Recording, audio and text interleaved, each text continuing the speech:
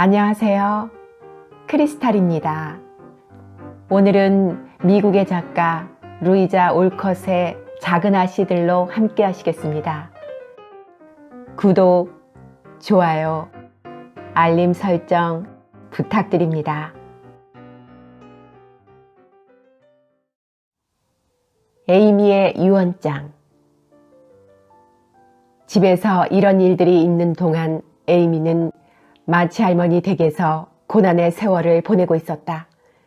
난데없는 귀양살이의 서러움을 느끼며 그동안 집에서 얼마나 사랑을 받고 어리광을 부렸는지를 깨닫게 되었다.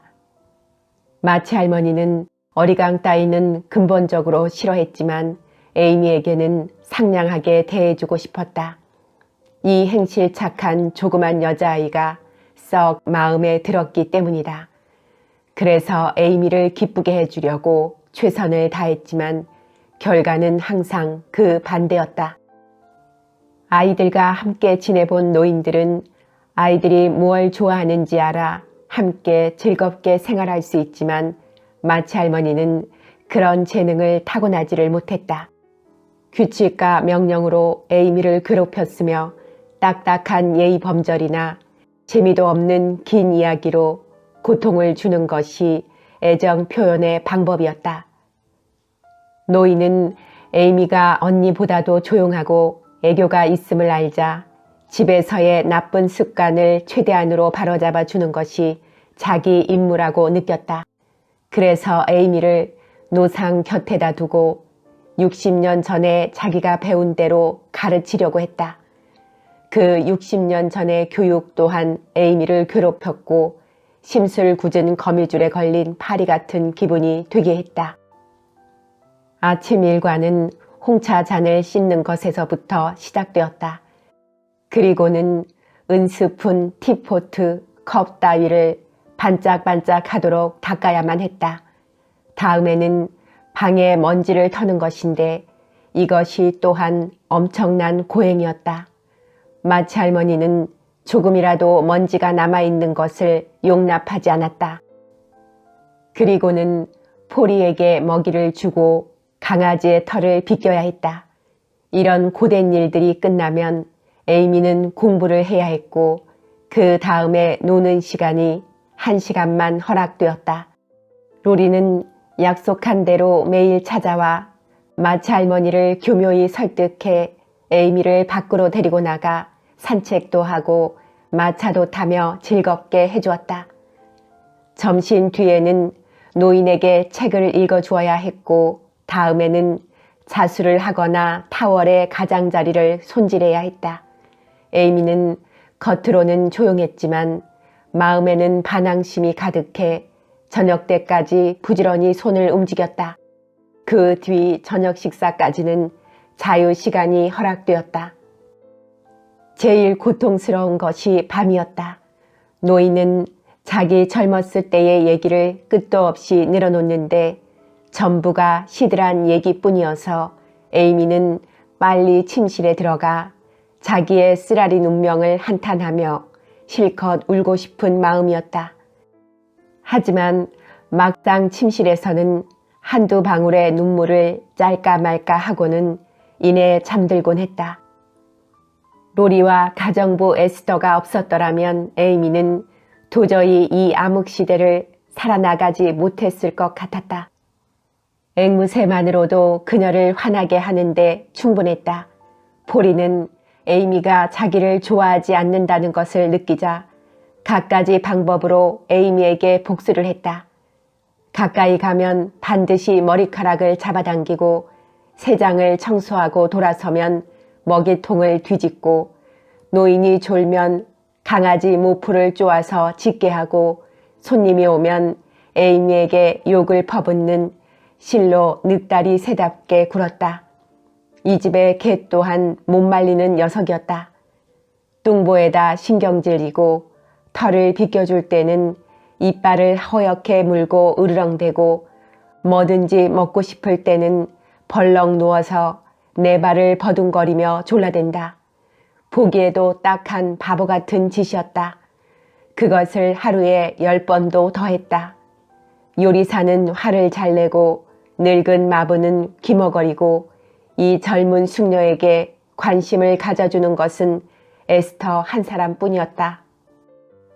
프랑스 여자인 에스터는 에이미에게 큰 집안을 여기저기 돌아다니며 벽장이나 옛 장롱 속에 넣어둔 진기하고 아름다운 물건들을 마음껏 보게 해주었다. 마치 할머니는 까치처럼 뭐든지 모아두고 있었다. 에이미가 가장 흥미를 느낀 것은 인도제의 서랍장으로 수많은 장신구가 들어있었다. 특별히 마음에 든 것은 벨벳에 쌓여있는 보석 상자였다. 그 안에는 40년 전에 마치 할머니가 사교계에 데뷔했을 때 쓰던 보석과 아버지와 연인으로부터 받은 갖가지 보물이 들어있었다. 할머님이 유물을 주신다면 어느 것을 받겠어요? 에스터가 물었다. 글쎄, 다이아가 제일 좋지만 다이아로 된 목걸이는 없죠. 나한테는 목걸이가 어울려요. 주신다면 이걸로나 할까? 에이미는 금과 흑단의 구슬이 꿰어 있고 같은 것으로 된 십자가가 달려있는 목걸이를 보고 눈을 빛냈다. 나도 그게 제일 마음에 들어요. 단순한 목걸이로서가 아니라 염주로서 말입니다. 그럼 에스터의 거울위에 걸려있는 향기나는 나무로 된 염주처럼 쓰게? 그럼요. 기도를 드리기 위해서죠. 이처럼 아름다운 염주는 허영을 위한 장식으로보다 기도에 쓰면 성자님들도 기뻐하시겠죠. 만일 마드모아젤이 내가 전에 있던 댁의 부인처럼 매일 기도와 명상을 한다면 얼마나 좋을까요? 그 부인은 조그만 예배당이 있었고 어떤 괴로움도 거기서 위로받을 수 있었어요. 나도 그렇게 해볼까?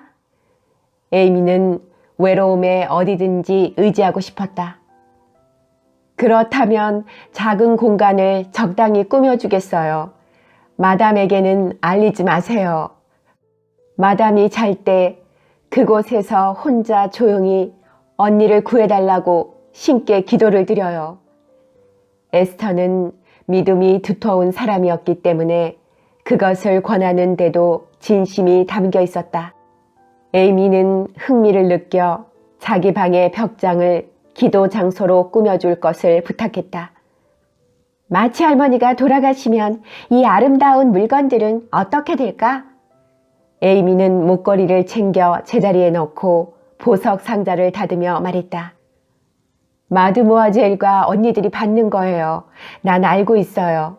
유언장에 입회인이 되기도 했는데 분명 그렇게 쓰여 있었어요. 아, 좋아라. 하지만 지금 주시면 더 좋을 텐데. 에이미는 다시 한번 다이아를 보면서 말했다. 아가씨들은 아직 이런 것을 갖기에 일러요. 이건 내 상상이지만 마드모아젤이 집으로 돌아갈 때는 이 작은 터키석의 반지를 주실 거예요.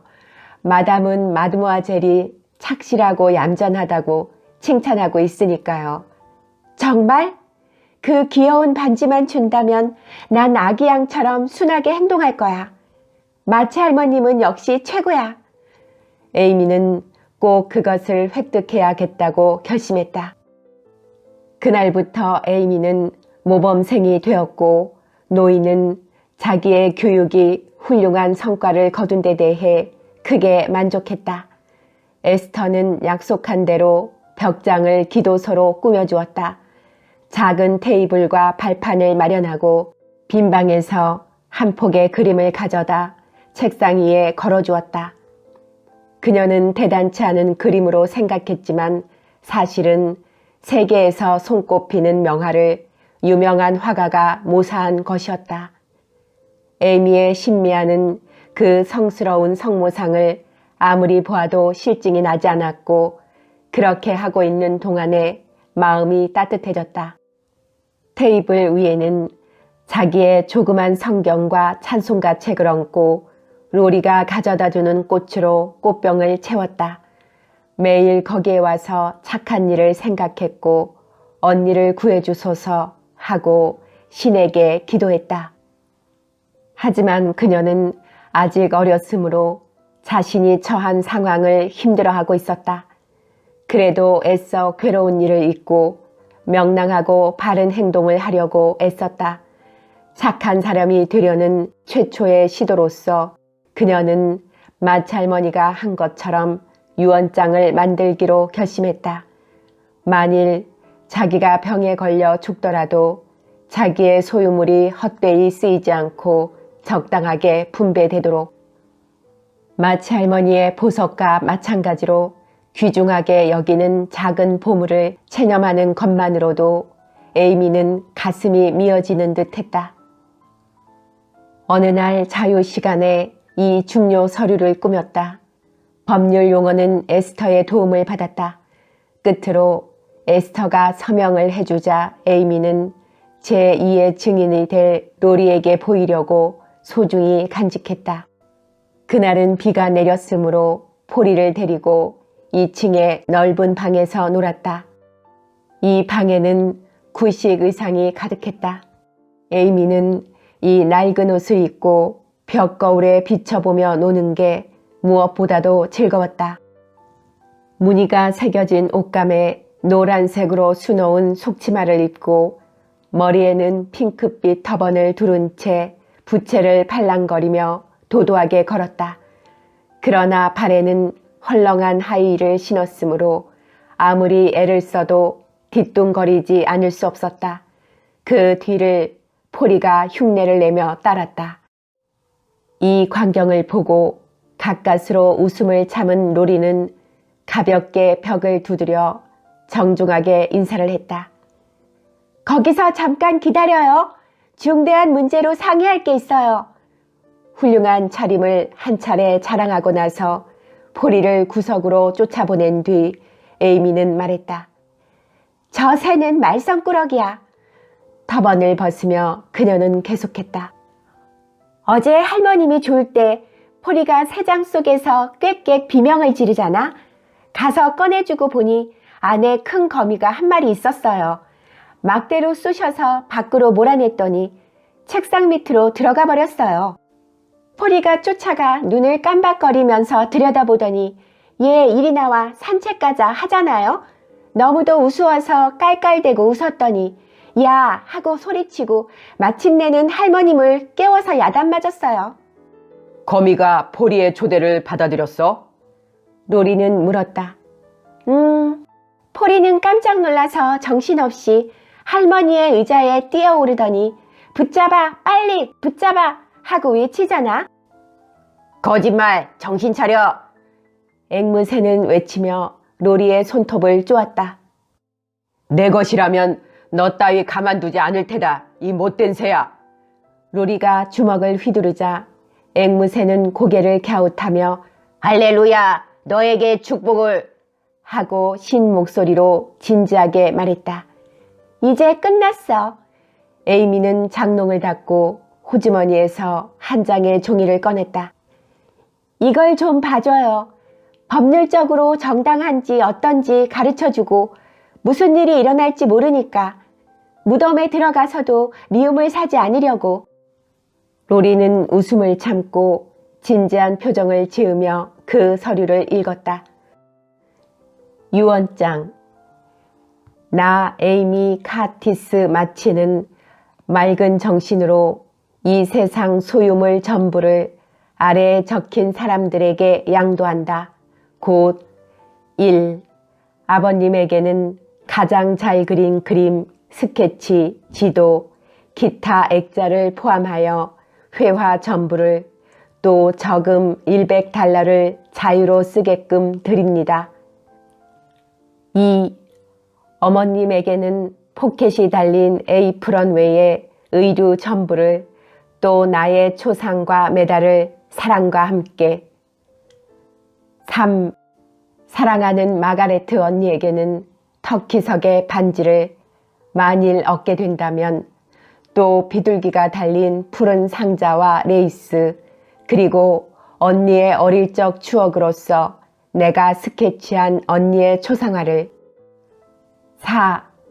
조 언니에게는 브로치와 비록 고친 것이지만 청동의 잉크통, 뚜껑은 언니가 잃었어요.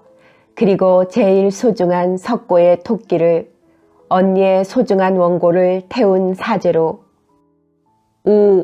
베스에게는 만일 나보다 오래 산다면 나의 인형 전부와 작은 장롱, 부채, 300칼라를, 그리고 병이 나아 발이 작아져서 만일 신을 수 있다면 나의 새 덧신을, 나는 이에 조안나 양을 무시했던 것을 삼가 사과합니다.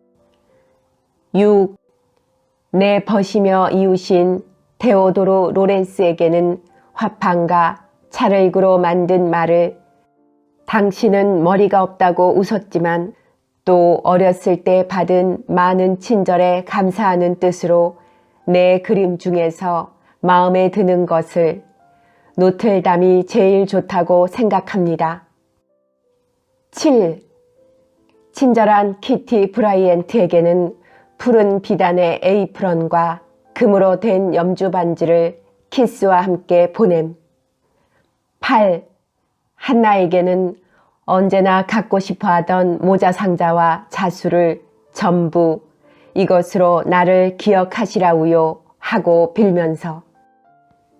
이상 나의 소중한 소유물 전부를 드렸으므로 여러분은 이것으로 만족하고 죽은 사람을 원망하지 마세요.